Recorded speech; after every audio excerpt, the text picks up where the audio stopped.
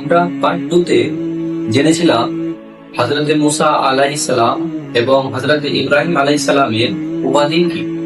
তো আজকে আমরা পার্ট 2 তে জানবো যে হযরতে আদম আলাইহিস সালাম এবং হযরতে ইসমাইল আলাইহিস সালামের উপাধি কি। তো চলুন আজকের প্রশ্ন উত্তর শুরু করা যাক। তো আজকে আমাদের প্রথম প্রশ্ন যেটা হবে সেটা হবে কোন নবীকে সফিউল্লাহ বলা হয়। तो आंसर ए हजरत आदम अलैहिस्सलाम, आंसर बी हजरत नूह अलैहिस्सलाम, आंसर सी हजरत ঈসা আলাইহিসসালাম। সময় শুধু 5 সেকেন্ড সঠিক উত্তর দেওয়ার জন্য।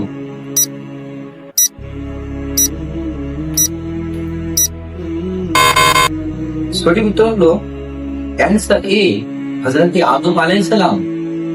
আমাদের তৃতীয় প্রশ্ন হবে কোন নবীকে জবিহুল্লাহ বলা হয়।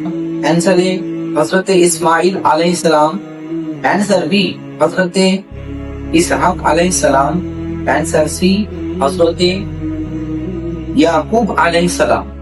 সময় শুধু 5 সেকেন্ড সঠিক উত্তর দেওয়ার জন্য।